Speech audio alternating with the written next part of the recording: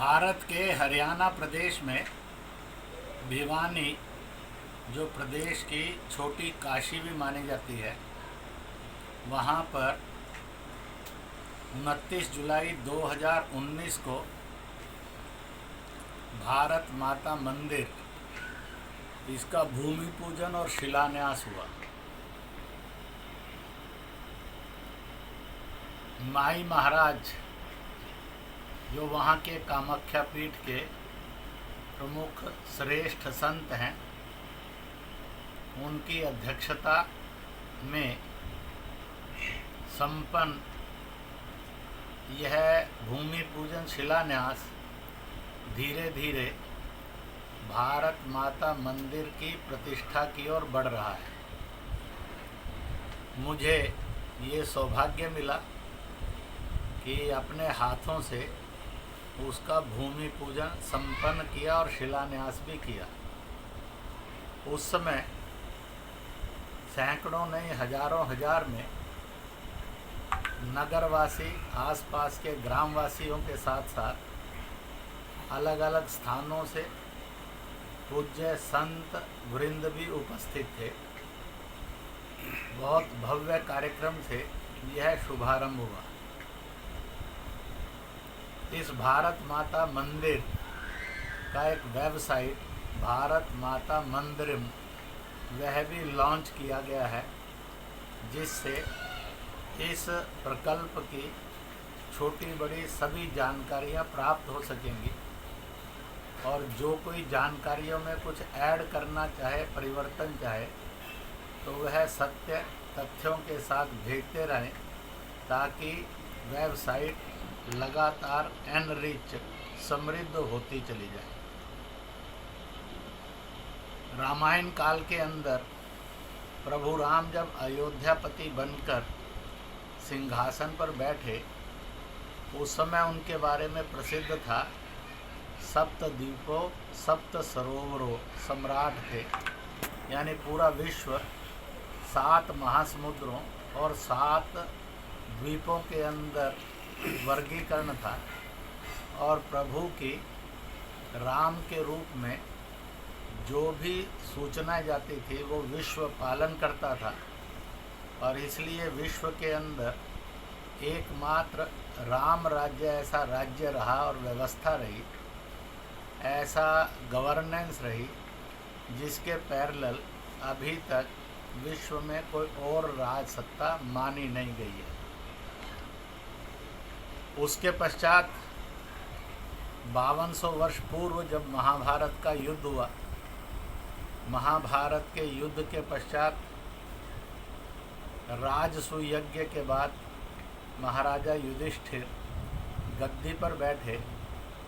उस समय का वर्णन जो साधारणतया भारत का आता है, वह ये आता है, उत्तरम यत् समुद्रश्चैव हिमाद्रेश्चैव दक्षिणम वर्षम तद भारतम नाम भारती यत्र संतति।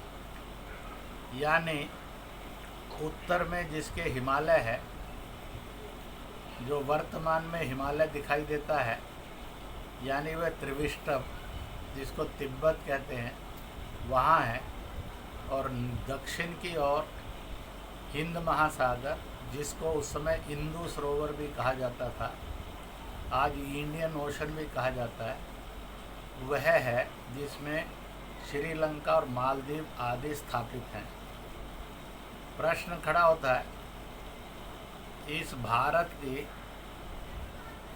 श्लोक में उत्तर और दक्षिण का भूगोल तो बताया है, परंतु पूर्व और पश्चिम कहाँ?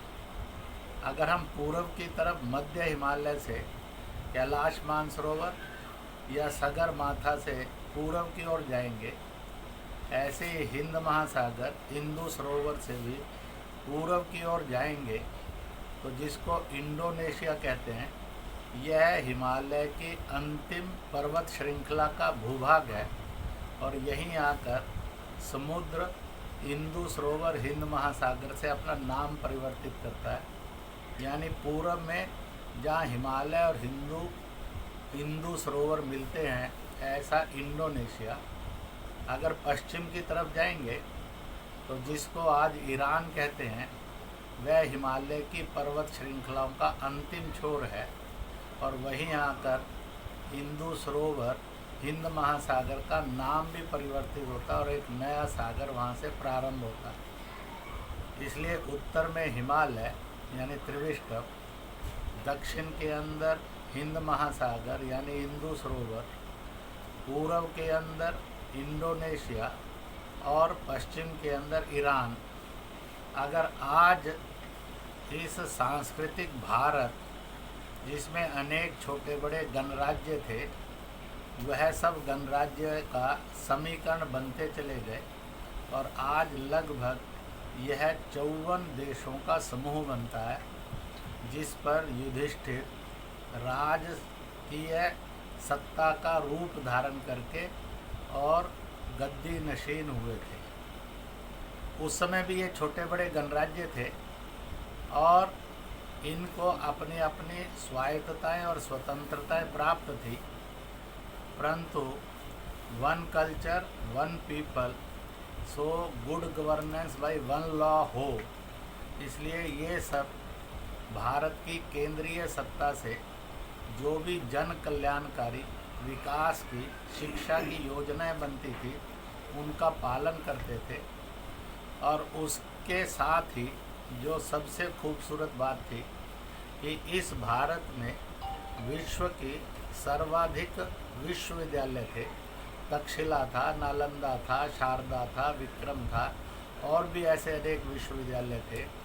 जबकि जिसको आज वाइट रेस कंट्रीज़ कहा जाता है, यूरोप, अमेरिका आदि, इनमें कोई विश्वविद्यालय नहीं था। चीन में विश्वविद्यालय था, परंतु पूरे विश्व के, चाहे वह अफ्रीकन ब्लैक रेस कंट्रीज़ का देश हो, चाहे वो वाइट रेस कंट्रीज़ के देश हो, चाहे एशिया के अनेक छोटे बड़े गणराज्य जो अब देशों के रूप में वो हों, सबके छात्र छात्राएं और सब प्रकार का अध्ययन करने के लिए इस भारत की मुख्य भूमि पर ही आते थे, जिसका इतना बड़ा विशाल वर्णन है। जब लंका में लंकाधिपति रावण वह मानवता का शोषण कर रहा था, चारों तरफ उसके व्यभिचार और अत्याचार फैल रहे थे, उस समय जो बीच के अंदर पानी का समुद्र था खाई के रूप में, उसको पाटने के लिए एक राम सेतु बना था। अगर रामायण के अंदर महर्षि वाल्मीकि रामायण में अगर उसका वर्णन पढ़ेंगे तो जितने आज एशिया के छोटे बड़े देश हैं, कोई भी ऐसा देश नहीं था जहाँ से लकड़ी नहीं आई हो, रेत नहीं आई हो, तरह तरह के पत्थर ना आए हों और कारीगर ना आए हों, जिन्होंने इतनी तेज गति से उस सेतु का निर्माण किया, जो विश्व के लिए आश्चर्यात्मक था, है और सदा रहेगा। उसके वर्णन में जाएंगे तो ध्यान में आ जाएगा कि उस समय यह सारा सांस्कृतिक रूप से एक महान भारत कहलाता था। इस प्रकार का एक दृश्य था।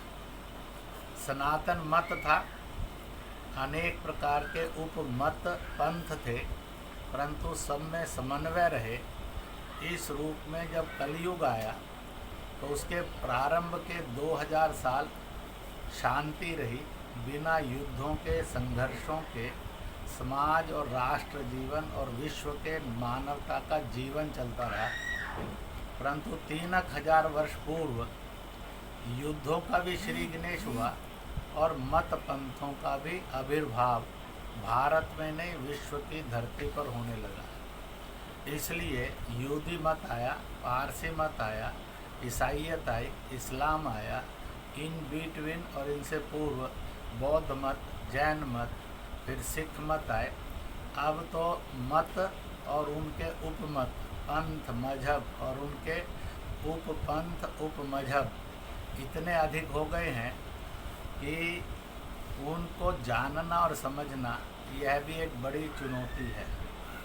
और इस प्रकार से करते करते जब प्रारंभ में आक्रमण आए भारत के अंदर यूनानियों के, रोमा के, मिस्र के, आदि आदि के, तो उनके बारे में दुनिया के इतिहासकारों ने लिखा, भारत की कुछ ऐसी हस्ती है जो कभी मिटती नहीं है, यूनान, रोमा, मिस्र सब मिट गए जहाँ से, यह साफ लिखा है। इसलिए इन बड़ी बड़ी सभ्यताओं के आक्रांता भारत में आए, दुनिया के अन्य राज्यों में भी गए, परंतु धीरे धीरे भारत ने उनको परास्त ही नहीं किया। उनके आज पुस्तकों में नाम है, पर उन सभ्यताओं का जीने वाला मानव नहीं मिलता है। उसी प्रकार से फिर शक, हून, कुषाण आए, लुटेरे थे, बर्बर थे, इनके नाम इतिहास के पुस्तक ग्रंथों में मिलते हैं, परंतु इनको भारत ने सनातन प्रवाह में इतना आत्मसात कर लिया कि आज एक भी व्यक्ति और छोटा सा भी समूह नहीं मिलता है जो कहे हम शक हैं, हून हैं, कुषाण हैं। इन बिटवीन, इसी के मध्य में अंग्रेज, पुर्तगीज, फ्रेंच ये भी भारत की तरफ बढ़े, और इधर